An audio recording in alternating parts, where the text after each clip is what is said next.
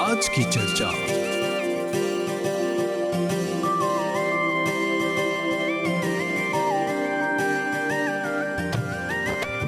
आज का जो कार्यक्रम है वो कैंसर स्क्रीनिंग और इनके इंटरवल्स, साथ ही साथ कौन से प्रिकॉशंस लेने चाहिए, किस तरह से इसकी ट्रीटमेंट होती है, इस पर आधारित रहेगा। इस वक्त हमारे साथ स्टूडियो में उपस्थित हो चुके हैं डॉक्टर राजीव बाचुनी, जो कि एक कम्युनिटी फिजिशियन है और स्वास्थ्य मंत्रालय से यहाँ पर उपस्थित हुए हैं। आइए उनका स्वागत करते हैं। डॉक्टर बाचुनी, आपका बहुत बहुत स्वागत है आज के इस कार्यक्रम में। नमस्कार। कैंसर जैसी एक बीमारी को कैसे प्रिवेंट किया जा सकता है, और अगर कैंसर हो चुका है तो उसकी स्क्रीनिंग किस तरह से होती है, ट्रीटमेंट किस तरह से होता है। पर उससे पहले तो हम ये ज़रूर जानना चाहेंगे कि कैंसर है क्या।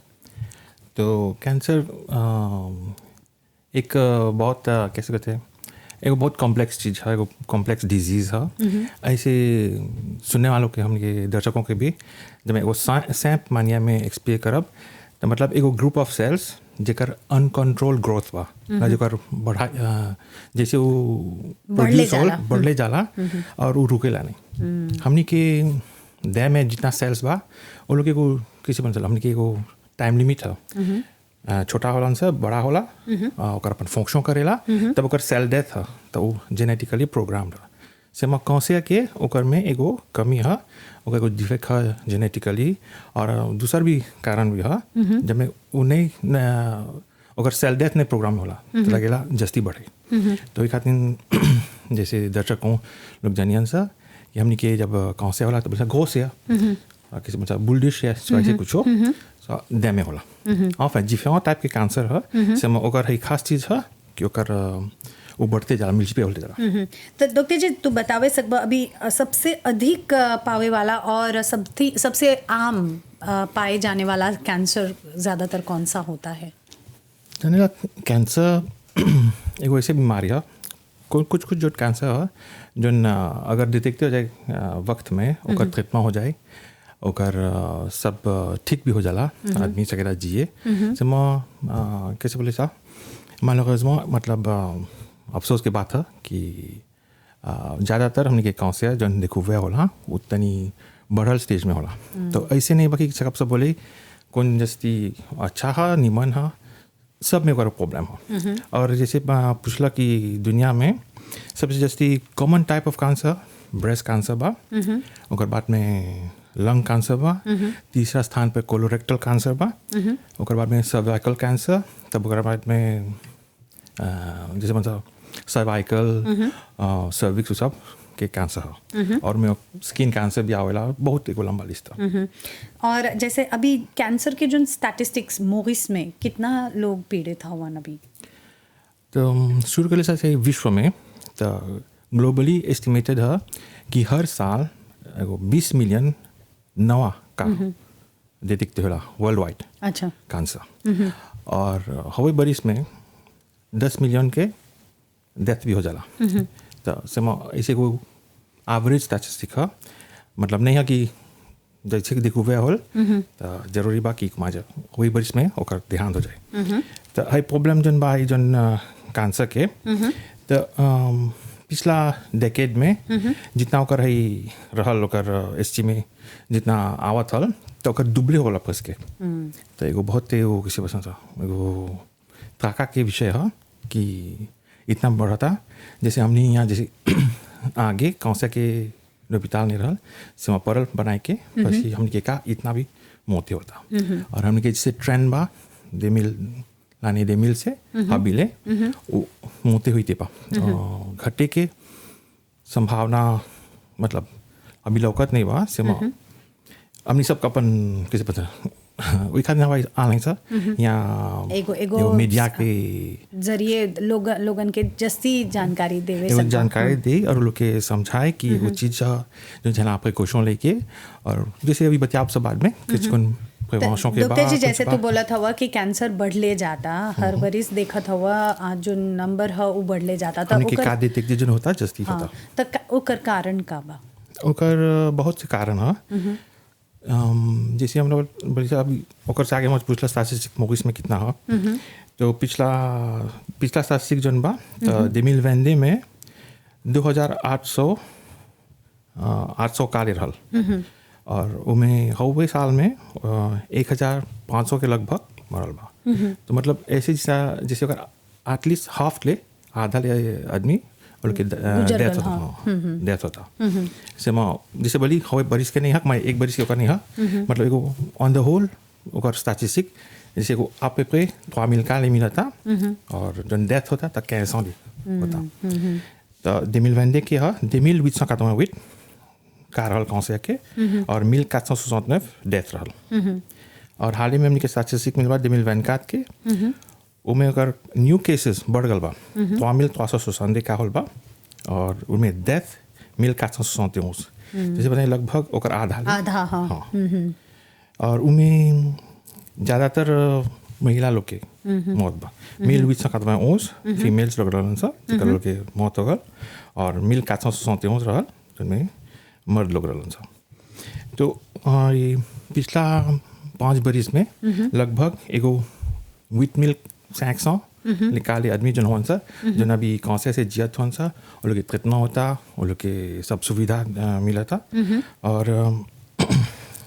लीडिंग मोर्टालिटी महिला लोग में ब्रेस्ट कैंसर तब ओकर बाद में कोलोरेक्टल तो ओकरा में ओवरी लंग इत्यादि आवेला और कैसे बोलन सा मर्द लोग में लंग कैंसर प्रोस्टेट के हा और के मौत के कारण जैसे ओकर बाद में लंग्स क्या आवेला तब कोलोरेक्टल सब आवेला। तो जैसे तू बोला था अभी आज के जो कार्यक्रम है उस स्क्रीनिंग पर है स्क्रीनिंग और उनकर जो इंटरवल्स है तो स्क्रीनिंग काहे जरूरी है डॉक्टर जी? कैसे बोला काहे स्क्रीनिंग जरूरी है अगर हमने अर्ली डिटेक्शन कर दो सर तो ओकर वही खातिर स्क्रीनिंग के ओकर महत्व है कि जब अर्ली डायग्नोसिस कर दो सर तो वो लोग के सर्वाइवल रेट ज़्यादा ठीक बा मतलब वो लोग के પછી जैसे अब découvert que la santé cancer c'est सुन बा ओकर डिफरेंट स्टाज रहेला एन डी 3 4 तो जितना ओकर से जल्दी ओकर स्टाज में हमने के मिली हो लोग के ट्रीट करके तो वही जस्ती अच्छा बा और हमने के जो स्वास्थ्य मंत्रालय की ओर वो लोग के डिफरेंट अलग अलग प्रोटोकॉल्स बा कौन कौन स्क्रीनिंग के ऐसे इंटरवल्स के जो रिकमेंड करेलन सा हर देश में वो लोग के अपन अलग अलग बा WHO के भी रिकमेंडेशन बा लेकिन हमनी अपन लोकली जैसे हमने किया हमने के मॉरिशस में हेला वातावरण बा वैसे हमने करेला सा थोड़ा सा मॉडिफाइड है कुछ ऐसे मगर होला सब स्क्रीनिंग जैसे हमने के ब्रेस्ट कैंसर और के स्क्रीनिंग होला हमने के एगो NCD हेल्थ प्रमोशन यूनिट बा जो जाला हर मिनिस्ट्रिया में कंपनीज में और ओकर दरख्वास्त करबा रिक्वेस्ट करबा तो आवेलन से डिफरेंट कैसे बता जगह में और कंपनीज में होला प्राइवेटली भी जहाँ जलन से क्योंकि जब मैं उतना आदमी के नहीं पर दिखाऊँ करके तो खातिर स्वास्थ्य मंत्रालय हमने जा सुविधा प्राप्त करावत हवन सा। तो डॉक्टर जी हमने के है भी बतावा मान ला अभी एगो व्यक्ति जब स्क्रीनिंग करा देले हवन तो कितना घड़ी कितना इंटरवल के बाद या समय अंतराल के बाद उ फेरो से ओकरा एगो स्क्रीनिंग करा के चाहिए भी मजा एगो चीज फिक्स नहीं है जेकर फार्मी में वो लोग के कौनसे के एगो रिस्क वो लोग के फार्मी में हिस्ट्री बा रिस्क बा तो वो लोग के कबो भी कोनो भी शक रही उसे कैंसर आए है अपन किस्म सा अपन डॉक्टर के जाके देखिए अपन फैमिली डॉक्टर के जाके देखिए नहीं तो कैंसर आए लोपिताल या मेडिक्लिनिक जहाँ भी अगर सबसे भीड़ी बा लोग के हेल्थ पॉइंट से कैंसर आए अगर कोनो शंकाबाज पर कुछ हो तो हमने इन्वेस्टिगेशन करब सा और रेफरेंस सब कर देब सा है जन स्पेशलिटी अप्रोप्रिएट हम तो जैसे बोलिए है स्क्रीनिंग के इंटरवल जैसे महिला लोग के जो 25 ans से आमोते à 60 ans ले वो लोग के ब्रेस्ट और पाप स्मीयर के रिकमेंड करेला सा जो शादीशुदा होन सा जो जैसे WHO बोला रिकमेंड जो एक्टिव होन सा वो लोग के करके और जैसे एडोलेसेंट लोग के छोकरी लोग के चैनल लोग के माँ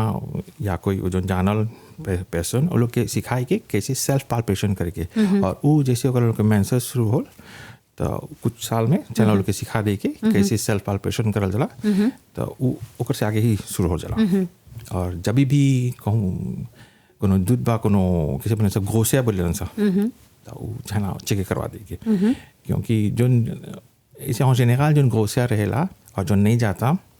और दुखात नहीं बा तो उतनी चिंता खाती ना वो हाल से बता दिया जब मैं डॉक्टर लोग से दिखे जांच करे कबो कबो बिनाइन चीज भी रहेला जैसे बनन सा फैट सेल के रहेला है एगो तो वो नहीं वो छना जो दूधवा के दूध करा देगी नहीं छना माजे रखे के आतान नहीं करे के और इमें दूसरा लक्षण बा चाहे देखिए कि अगर लापो कैसे सांस नहीं छना हो के और के सैं के फोम ने दे फोम में होता सिपा में और ज़्यादा है वो गया सुपीरियर होता बिना कोई कारण अच्छा तो वो सब आवेला ब्रेस्ट स्क्रीनिंग खातिर और जैसे बड़ी 25 ans से 65 ans के महिला लोग के रिकमेंड है एगो पाप्समिया कराए के तो पाप्समिया नेगेटिव होई और लोग के फामी में कोनो प्रीवियस हिस्ट्री नहीं बा कोनो ऐसे दांजे नहीं बा तो हर 2-3 साल में करावे सकते और ओकर भी किसी दिन से नहीं मेंसेस के बाद में 3-4 दिन बाद और निछना संबंध हो रही कोनो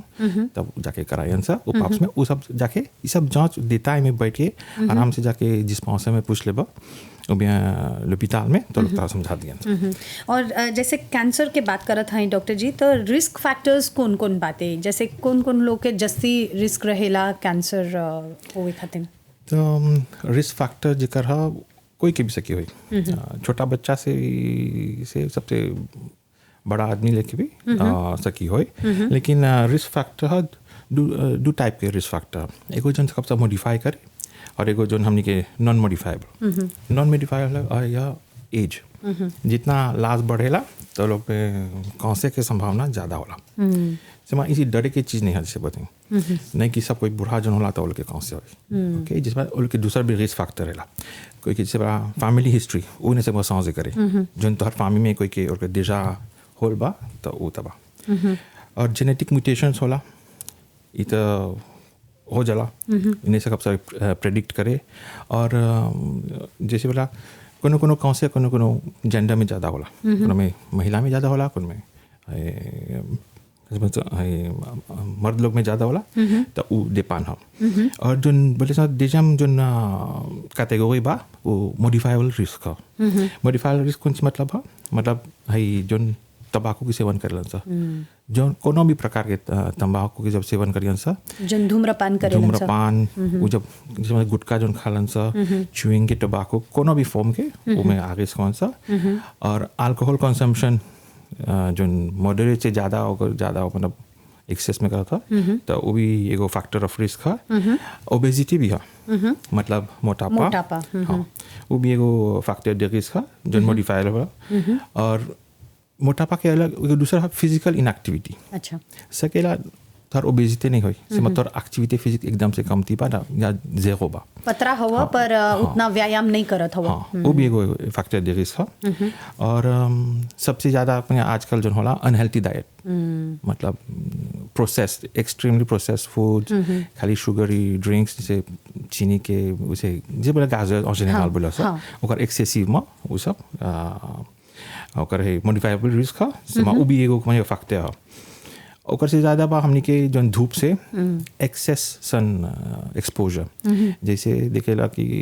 बाहर के देश में वेस्टर्न में जहाँ के लापो उज्जर है और एक्सेसिव जब हो जाला तो वो लोग की जस्ती इतनी कौन से लापो के रिस्क ज़्यादा है इन्हें बोलते हैं कि हमने के लापो के कौन से के रिस्क कम है सब हमने के एक्सेसिव एक्सपोजर बिना कोई प्रोटेक्शन तो वो एगो फैक्टर है तो डॉक्टर जी हैजा पर एगो सवाल पूछब जा कि जितना हैजा तब मोरिस एगो एग्रीकल्चरल कंट्री है जहाँ तक हैजा तब ढेर कोई किसान लोग हवन जो खेत में काम करत हवन और उनकर तक काम जस्ती फजीर में रहेला तो ओकरा तो जस्ती एक्सपोजर मिलेला सुलई से तो कैसे ओकरा रिस्क बढ़ेला या कौन प्रिकॉशन ओकरा ले के चाहिला प्रिकॉशन जैसे बोली एक्सेसिव एक्सपोजर से मैं जाने ला हमने के जन किसान भाई बहन उनसा तो लोग लंबा बाही पहने सा देजा लोग पोतेजे हों सा और सांपो भी रहेला सब कोई के यहाँ जैसे आगे एगो मुसवार बांध देलन सा तो आजकल के सांपो पहनेलन सा और लोग के बाद सब कोई अपन सेवी करेलन सा और अगर वो लोग के जैसे बोला था जो आदमी मतलब आबिचे बा हमेशा से ओकर आदत बा कि घाम में काम करके उ जानी कौन बखत निकले के कौन बखत तनी छाँव में जाके बैठे के। और जैसे बना किसान भाई लोग हमने के बहन लोग सुबह के जालन सा 11 बजे निकाल जालन सा धूप से, तब शाम के 2 सांझ के जालन सा। हाँ। तो ये से जब भाई अवॉइड कर भाई एक्स्ट्रा एक्सपोजर जैसे 11 से 1 बजे ले 2 बजे ले, तब वो अच्छा है। और क्रीम de प्रोटेक्शन जैसे भी है वो भी सकता। और जैसे बात कर रहे थे कौन से के डॉक्टर जी, हम जरूर है जाने खोजब कि कैसे जन्म एगो व्यक्ति के कौन से होवे के शुरुआत हो गल बा। जैसे तू बोलत हवा कि जांच करे के अगाड़ी कैसे तू एगो सिम्टम तोरा कोनो सिम्टम मिली, कैसे जानब कि कुछ ठीक नहीं बा शरीर में। वार्निंग साइंस तो बहुत कैसे बोला सा एकदम से नहीं आवेला, गति गति आए कबो कबो कर नहीं कोशो कर ध्यान नहीं रहेबा। सिर्फ जैसे एगो कुछ बात जो स्पेसिफिक बा कि देखबा तो तोहर टॉयलेट जाके लाबिची टॉयलेट जाके लाबिची सांस हो गल कि स्वाद ढेर कॉन्स्टिपे होत हो, ओकर कारण नहीं लोगता कि काहे जागे जात हो, उमे स्टूल में बात खून बा। तो एगो इछला एगो बहुत एगो सही लक्षण है, तो चना को जांच करवाए के। उबिया तोहर एगो घाव हो गल जैसे ला कौन से जो ENT को थे मुंह में जीभ के तरह कहूँ भीतरे एगो घाव हो गल बा जो नहीं सुखता कि कबो कोई के होला एगो जैसे बोलन सा एगो जाफ, वो दूसरा चीज है, वो तो एक हफ्ता में 10 दिन में ठीक हो जाला। लेकिन जो ज़्यादातर लंबा दिन ले जाता और दूल्हे देवता तो चाहे ओकर जांच करवाए के। और जैसे बताई वो कागौन सैकौतों के बाद वो सब चीज़न हुई तो चना ज़्यादा ओकर प्रिकॉशन देखे के। और महिला लोग के अनयूजुअल ब्लीडिंग जैसे हो लोग के मेंसेस के कि ओकर मेंसेस से ज़्यादा ब्लीडिंग होता, वो भी लोग के मेंसेस रुक गल बा मेनोपॉजल हो गलन सा ओकर बाद में ब्लीडिंग होता, तो वो एगो खतरा के साइन है, एगो छाना जांच करवाए के। उसमें जैसे शुरू में बोली सा हमने के घोसिया रहेला महिला लोग के लंप ब्रेस्ट और के घोसिया हो जाला तो उछाना दिखवाए के। और खाली लंप ब्रेस्ट नहीं कि दिखा ओकर खुद के उखे ऐप होता स्ट्रेस करेला सा ढेर एमिशन होल बा हमार तब को लेकर कर ले कौन सा। और मीडिया में भी रहेला कि जब चना सेल्फ एग्जामिनेशन एगो बहुत एगो ऐप होता चीज़ है हर महीना चना करे के। जैसे लोग के मासिक धर्म खत्म हो जाए तब 2-3 दिन बाद तो अपन ऑटो पाल्पेशन करियन सा तो उमें बुझा जाए लोग के कोनो लंप ब्रेस्ट जैसे घोसिया या कि ओकर लापो सांस होल बा ओकर सैके। और नहीं तो कब वो लोग के निपल में से डिस्चार्ज होला बिना वजह कि नहीं बुझाता कहे पा तो छना कर जल्दी से जल्दी जाके ओकर जांच करवाए के। और जब तू स्क्रीनिंग करेबे डॉक्टर तो को मजा जैसे कैसे बोलबा इनिशियल स्टेज में तू जान जाइबा कि कैंसर सेल्स नहीं ओकर होई जैसे बोला तो अइबा जांच कराए तब हम शुरू करब सा मतलब ओकर खून के टेस्ट क्लिनिकल लोग के डायग्नोसिस तब भाई रेफर करला सा स्पेशलिस्ट के और जो सेक्शन के जहाँ के चाहेला वो लोग के जाके। और ओकर बाद में एगो दूसरा चीज लक्षण भी बा जब लोग तोहर खाए के मतलब ओकर लाभ चीज समझ होगा अच्छा कि खात हो नॉर्मल से मैं देखा तब पतरात हो एकदम से वजन घटता। उबिया जैसे बना खाए के वक्त देखा था खाए के नहीं उतरता गला से बुझाता कुछ ब्लॉके कर ले सिपा कुछ कठिनाई होता करे तो भी छना जांच करवाएगा जैसे बताइए कारण सैकौता के बाद में ये हुई ज़्यादा तो छना ओब्लिगातो में चेक करवाए के। और जैसे बोला सा कबू हमने के एगो दांत हो जाएगा मोल जैसे बोला सा तो वो देखिए सा कि माजा हमेशा ले कबूर कोई के रहेला डैम में जो गलती नहीं लेवन सा और ज़्यादातर मतलब ढेर से ये नहीं है लेकिन दिखा से ओकर कुलिया सांस होता अच्छा ओकर बढ़ाता ज़्यादा और या कुछ दुखाता सिपा कुछ होता एक होता ओकर के सांस में होल तो उछान दिखवा दे के बस कि स्किन कैंसर भी एगो बहुत ओकर लक्षण है। हाँ और कैंसर के एगो ऐसा चीज़ है कि कबो कबो जहाँ से शुरू होला हुआ नहीं पकड़ाला जब उफाने होकर दूसर ऑर्गन में तब बुझाना तो वो भी छाना एगो तनी बने रहे आइया तनी कोनो चीज बात तो दिखाओ सब। और जैसे बात धूम्रपान जन करे होला तो देखिया से वो लोग के लावा सांस हो गल बा कबो खाली लावा सांस होता या एगो लंबा मतलब दिन तक खांसी बा वो खांसी दोनों लोग के फांसी के करता तब ओकर बाद में होला ओकर जस्ती खराब होला तो देखा तो वजन कम होता। तो लापडिपोजिटा जैसे बोली अगर अर्ली डिटेक्शन हो जाए तो एगो छोटा आज में सके पकड़ाई तो सके अनुसार ट्रीटमेंट करे कोनो भी कौन सा खातिर। लेकिन जैसे कब होला ढेर हाला होला कि हमारे हमनी के लेटर स्टेजेस में लोकेला तो वो कब डिफिकल्टी है ट्रीटमेंट करे के। लेकिन आजकल तो जैसे साइंस जाता बढ़ता आवां से हो गल बा हमनी के ट्रीटमेंट के भी मुआयन समझ हो गल बा। हाई न्यू कैंसर केयर हॉस्पिटल जन बा में नवा टेक्नोलॉजी बा हमनी के मिनिस्टर ला सांते जन सकता हमनी के अनवाई और हमनी के स्पेशलिस्ट के ट्रेन सब करे के। तो एगो कंटिन्यूअस कैसे बना अपग्रेडिंग और ट्रेनिंग चलता तो कौन से वक्त तो डॉक्टर जी हैजा पर तू जैसे बोला था धूम्रपान जे करेलन ओकरा चांसेस जस्ती बढ़ जाला एगो कौन से के बीमारी होवे खातिर। तो पैसिव स्मोकर्स जे एगो धूम्रपान जे करत हवन उनकर संगे जे रहता उनका भी कैंसर होवे के चांसेस बढ़ जाला। हाँ हाई second hand smoke equally dangerous है, इक्वली खतरनाक है। जो कोई धूम्रपान करता तो बैठल हुआ और सेकंड हैंड स्मोक लेवत हो तो तोर सांस भी पा रही है। तो चाहना ऐसा आदमी लोग से बचे के दूर के हाँ, दूर रहे के सबसे अच्छा हो कि सब ओकरा कन्वेंस करे कि छोड़े के। और ई धूम्रपान छोड़े के खातिर हमनी के एगो यूनिट है टोबैको सेसेशन यूनिट जहाँ हमनी के जब पाशा आवेलन हमनी के क्लियर जैसे आवेलन तो लोग जो नहीं सकते तो छोड़े क्योंकि एगो आदत की चीज़ है, एगो आदिक्षों की भी चीज़ है, एगो उतनी कठिन कंपोना है मन एपोसिब नहीं है। अगर तू अपन दिमाग में दल्ले हुआ कि छोड़बा तो हो जाए।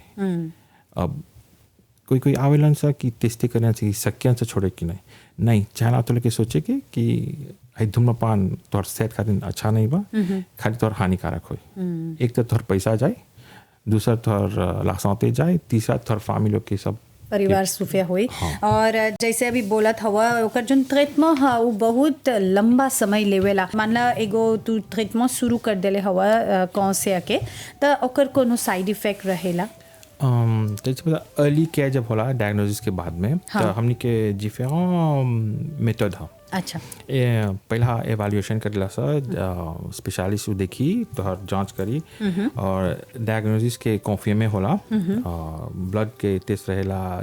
बायोप्सी होला। हाँ, एक ड्यूरेशन में कितना दिन के बाद तू जान जाइबा? नहीं ये सब चीज तनी जल्दी या फास्ट ट्रैक है। अच्छा। क्योंकि एगो चीज एगो खतरनाक बीमारी है। हाँ। तो उधर से हमनी एगो तनी फास्ट ट्रैक है जल्दी से होला ढेर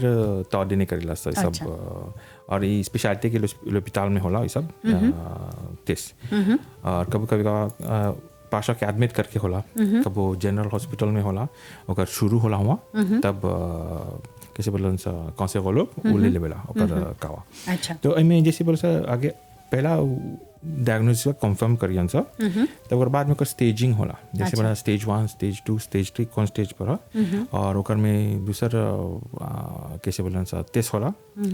सीटी स्कैन होला एमआरआई पेट स्कैन वो सब इत्यादि बहुत टेस्ट करे के। ओकर बाद में ओकर ट्रीटमेंट के ऑप्शंस है जिनमें सर्जिकल ट्रीटमेंट के ऑप्शन है। ओकर बाद में कीमो है, हाइड्रोथेरेपी है, इम्यूनोथेरेपी बा, टारगेटेड थेरेपी बा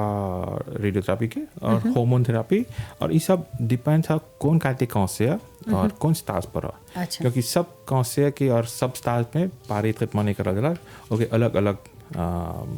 मुआयन है। अच्छा। और जैसे तू बोला था कि ओकर लेपोटॉन्स जैसे तू बतावत हवा कि अर्ली डिटेक्शन है ये खातिर बहुत जरूरी है। पहला जब जाके तू डिटेक्ट कर लेबा एगो टेस्ट कर लेबा तो जान जाइबा तोहरा कौन से बातें कि नहीं और कौन स्टेज साज पर पहुंचल बातें। और जैसे तू बोला था डॉक्टर जी हैजा पर ट्रीटमेंट के दौरान कोनो काउंसलिंग मिलेला कोनो कैसे एगो ट्रीटमेंट के शुरुआत कैसे? जैसे तो